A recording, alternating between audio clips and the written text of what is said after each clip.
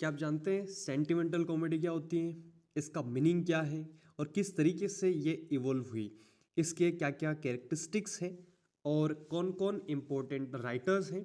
आइए इन सभी को वन बाय वन करके समझते हैं। पहले समझते हैं सेंटिमेंटल कॉमेडी का मतलब क्या होता है।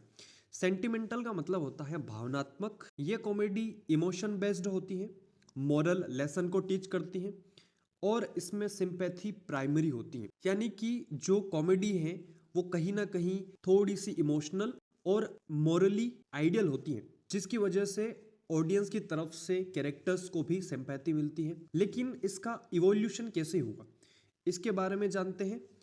हमने प्रीवियस वीडियो में कॉमेडी ऑफ मैनर्स की बात की थी, तो उसमें ज़्यादातर कॉमेडीज अपर क्लास सोसाइटी के ऊपर एक सेटायर होती थी या फिर उनके डायलॉग्स विटी होते थे जो काफ़ी मैनरली रिटर्न होते थे।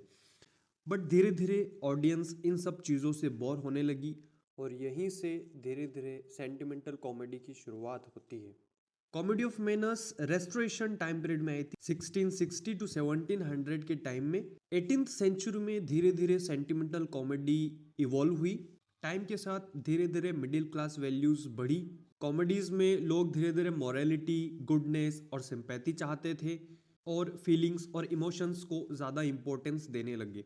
लेकिन एक सवाल कि आखिर सेंटिमेंटल कॉमेडी क्यों आई, why did sentimental comedy rise, क्या रीज़न है इसका।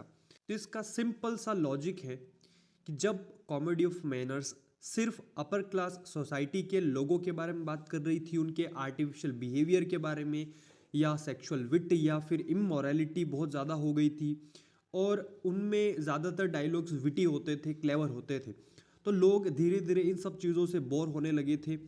आर्टिफिशियल मॉरलिटी क्रिएट की जा रही थी।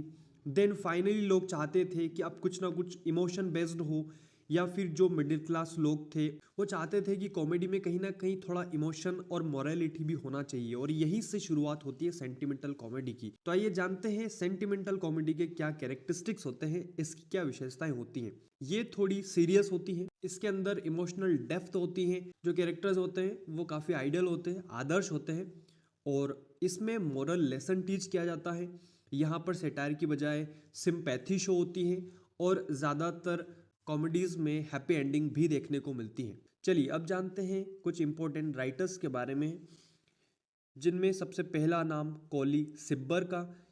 ये काफ़ी प्रोमिनेंट राइटर हैं सेंटिमेंटल कॉमेडी के। इनका फेमस वर्क है लव्स लास्ट शिफ्ट, जो कि 1696 में आया था और इनको फाउंडर भी कंसिडर किया जाता है। देन रिचर्ड स्टील, जिनके कुछ फेमस वर्क्स हैं लाइक कॉन्शियस लवर्स, जो कि 1722 में आया था, द लाइंग लवर, जो कि 1703 में आया था, एंड टेंडर हस्बैंड, जो कि 1705 में आया था। इसके अलावा एक नाम और है रिचर्ड क्यूम्बरलैंड का, जिनका एक फेमस वर्क है द वेस्ट इंडियन, जो कि 1771 में आया था। लेकिन आप जानते हैं किसी भी कॉमेडी को लोग ज़्यादा समय तक पसंद नहीं करते हैं। इसका मतलब लोग धीरे धीरे सेंटिमेंटल कॉमेडी से भी बोर होने लगे थे। अब ऑडियंस को कुछ नया चाहिए था, और साथ ही साथ बहुत सारे लोग धीरे धीरे सेंटिमेंटल कॉमेडी को क्रिटिसाइज भी करने लगे। उनका कहना था कॉमेडी का जो बेसिक पर्पस है वो ख़त्म हो गया है, आर्टिफिशियल मॉरलिटी धीरे धीरे क्रिएट की जाने लगी थी और ह्यूमर तो बिल्कुल वैनिश ही हो गया था। ऑडियंस को लगने लगा ये तो एंटरटेनमेंट कम है और लेक्चर ज़्यादा है। वहीं पर एक इंपॉर्टेंट राइटर ओलिवर गोल्डस्मिथ कहते हैं comedy should make us laugh again, और उनके एक important work she stoops to conquer, यहीं से रियलिस्टिक कॉमेडी की शुरुआत होती है, जिसे हम नेक्स्ट वीडियो में डिस्कस करेंगे।